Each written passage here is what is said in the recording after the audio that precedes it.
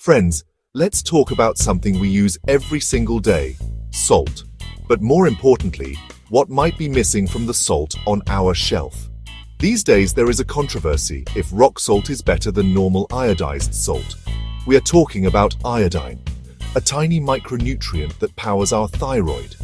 This little mineral helps control metabolism, growth and brain development. Think of iodine as the fuel for the butterfly-shaped thyroid at the front of our neck. The thyroid regulates metabolic rate, how fast our body uses energy. Your thyroid uses iodine to make two key hormones, thyroxine T4, triiodothyronine T3. They travel to every cell and tell them how to work efficiently. They influence heart rate, temperature, digestion, and brain function. They affect protein synthesis and hormonal sensitivity across the body. Iodine is especially critical during pregnancy and early childhood. It helps build the baby's brain and nervous system, foundational for learning. Iodine also supports immune and breast tissue health and acts as an antioxidant. So while small in amount, iodine is a multitasking mineral for overall well-being. Next, let's look at what happens when iodine is missing and when there is too much. Iodine deficiency is more than a nutrient gap. It can be serious. One visible sign of severe deficiency is a goiter, an enlarged thyroid. When lacking iodine, the thyroid works overtime to capture iodine from the blood. Chronic stimulation causes the gland to enlarge, a visible lump in the neck.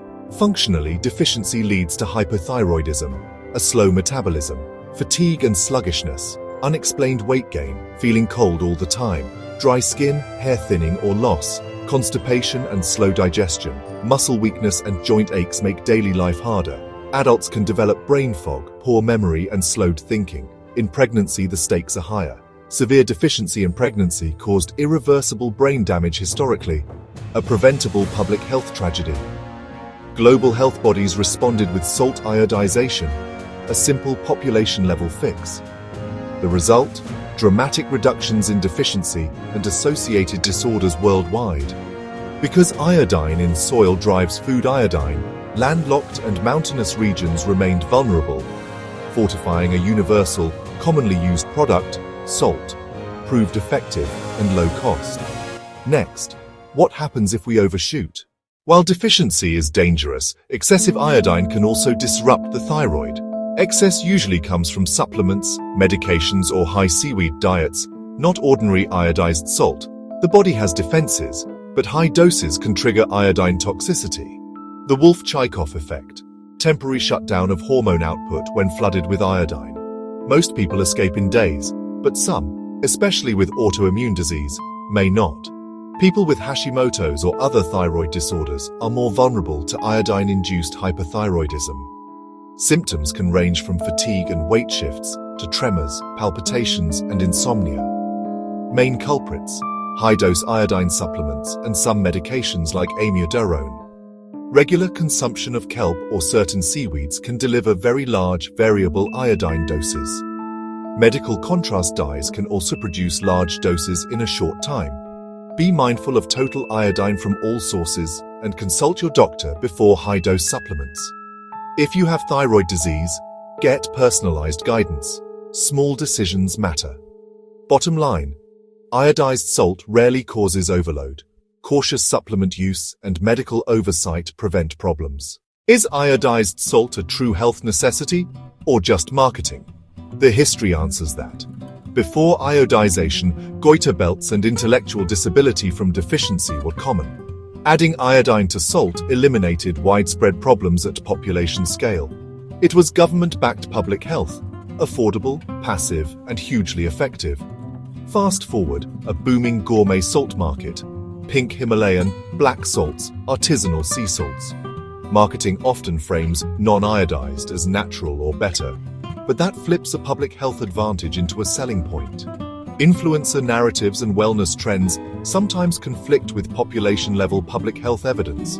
Some argue you can get iodine from diet, seafood, dairy, processed foods using iodized salt. This is a clash. Broad public health measures versus individualized wellness strategies. My take: respect both. Universal iodization prevents severe outcomes while personalized plans refine individual needs. Don't discard iodized salt's public health win. For most people, it is a safe, low-risk protective measure. Concerns about tiny additives are largely overblown. Being informed is the sensible approach. Who should make a conscious effort to use iodized salt? Let's be specific. Top priority, pregnant women. Also breastfeeding mothers. Iodine directly supports the baby's brain. A mother's iodine status influences the child's cognitive future. Prevention matters. Vegans and strict plant-based eaters are at higher risk because they avoid seafood and dairy. Seaweed can be high in iodine, but content is unpredictable, not a reliable daily source. Geography matters. Landlocked and mountainous regions often have iodine-poor soils and foods. People who eat seafood several times a week and consume dairy regularly likely get enough iodine. Many processed foods use iodized salt too, so high-processed food consumers can also have sufficient intake. Regulation keeps iodized salt levels safe for normal consumption. For pregnant women, breastfeeding mothers, vegans, and people in iodine-poor regions, use iodized salt as a daily safety net.